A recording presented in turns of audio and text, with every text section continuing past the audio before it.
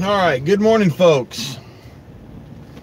Matt here with obviously Fat Matt Outdoors, and it is 4:11 in the morning, and we just stopped and topped off the fuel tank, and we topped off the coffee, and we are en route to our fishing location. Now, we refer to the fishing location as Camelot, and that's what it's going to be referred to in the entire video series. So I apologize for not being able to give you guys an exact location. Many of you guys will know the location because you've either fished there or you've been wanting to fish there for a while. So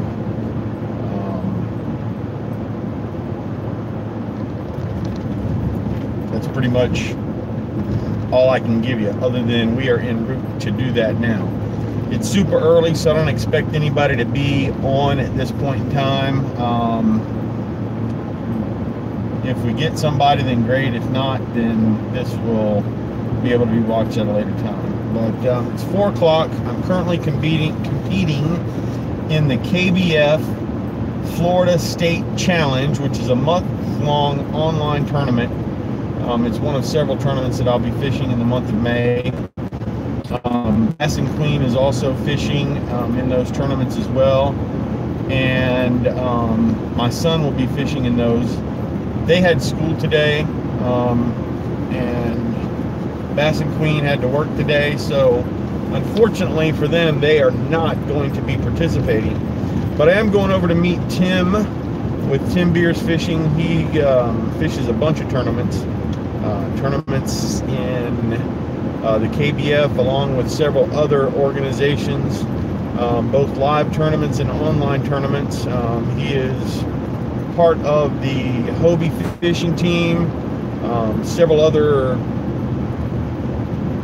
sponsors and pro staff positions, but we're going to get an opportunity to fish with him in an area that I would consider his home waters, or at least close to his home waters. And we fished there before. We expect it to be reasonably productive, and there should be video coming very soon for that. In the meantime, I have been working on a video with Pocket Fisherman. I don't know, you guys should be familiar with Pocket Fisherman. If not, it is an item that was available many years ago, and has kind of always been available to an extent, although I think they kind of disappeared for a little while. And, excuse me, it's 4 o'clock in the morning, or 4:15 in the morning. But I've got a video coming up of that, putting it through its paces and trying to catch fish. I wouldn't call it a challenge per se, but for those of you that know fishing, anytime you go fishing, it's a challenge. And for those of you that enjoy any type of video production in the process, you know that fishing and video production becomes even a greater challenge, because it seems like the camera's not on when you want it to be on. When it is on, it's not the right angle. The fish does something that's completely out of character or not in frame, and you know,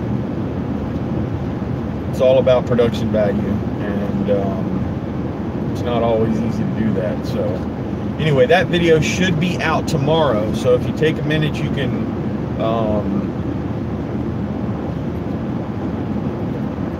watch that video and be looking for that video. A couple of things I always take to the water, no matter what.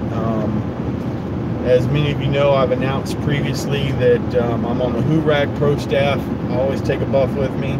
They've got many different kinds, colors.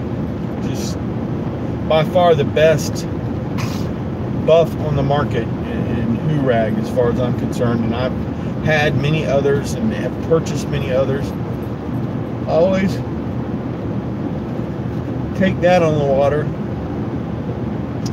I am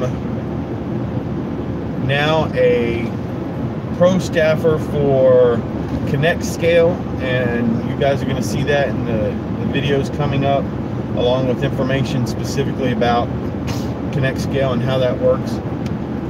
One of the guys that I watch on YouTube, Fly Fishing Ninja, he has a channel called The Life of a Fly Fisherman. He posed a very interesting question, and I have a tendency to agree with him, but in a very short video excerpt, he asked one specific question: why do bass fishermen never have their scale with them when they're fishing? And you know, you see that a lot. You see a lot of folks catch fish, they say they don't have their scale with them, they make a guess or a speculation on how much it weighs, and there's a tremendous amount of debate that ensues afterwards on whether that is a 3-pound fish or a 5-pound fish or a 10-pound fish. And so that becomes a big question. I personally have always carried a scale with me. There are times that I just don't take the time to weigh my fish. If I do not weigh my fish, I don't speculate on how much it weighs. I know an approximation for me, but I'm not going to debate with anyone else because I didn't weigh the fish. So I've always had a scale with me. I always carry a scale with me. It's just a simple Rapala digital scale. But I now have a Connect scale, and it's awesome. I'm looking forward to showing that thing off and how easy it is to record your weights. For those of you that don't know, it is a smart scale that connects to your phone. When you weigh your fish, it automatically records it on your phone. Once you've made that connection, you can leave the app running in the background. And I fish out of a kayak a lot, so I don't want to take my phone out. I don't use it to photograph my fish. I don't use it to do much of anything when I'm on the water. And I also want the ability to have it, for emergencies, so I don't want to run the battery down. This, you weigh the fish, it connects to the scale, stays connected to the scale, and then records it by catch, so that it gives you an opportunity to kind of keep track of that. I personally believe that that technology has a huge application in the tournament world, whether you be fishing catch, weigh, and release, whether you be fishing in a traditional tournament where you keep your fish till you get to a weigh-in and then they're released after the weigh-in, or whether you're fishing traditional kayak tournaments, which are normally catch, photograph, and release.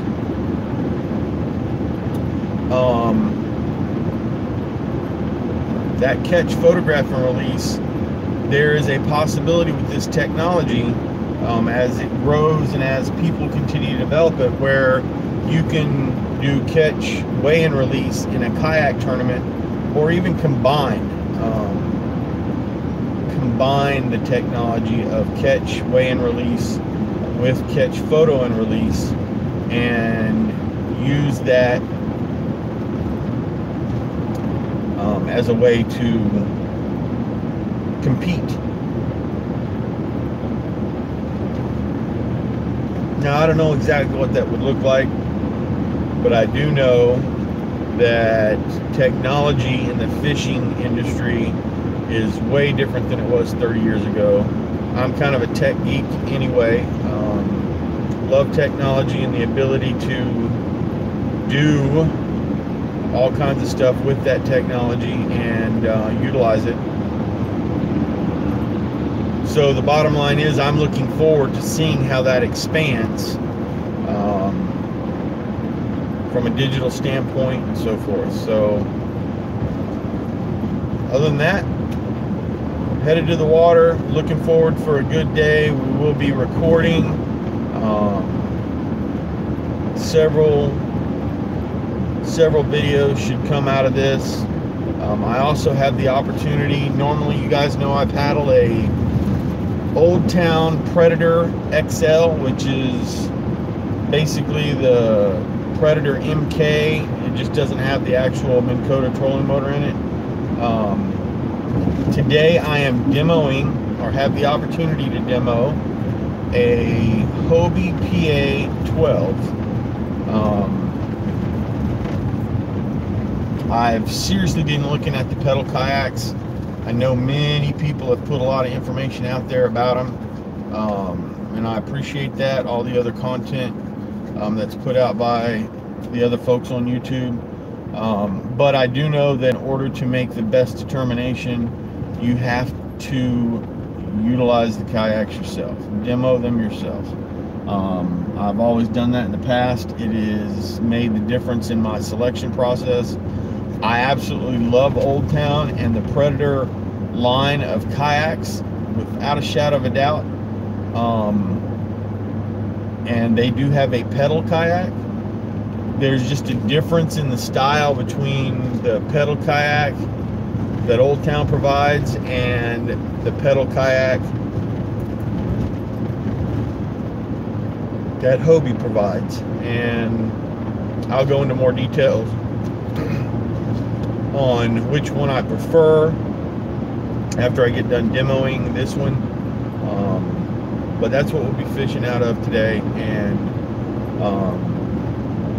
I'll give you some more information on that, where you can find that kayak and where you can purchase that kayak if you would like to, and we'll go from there.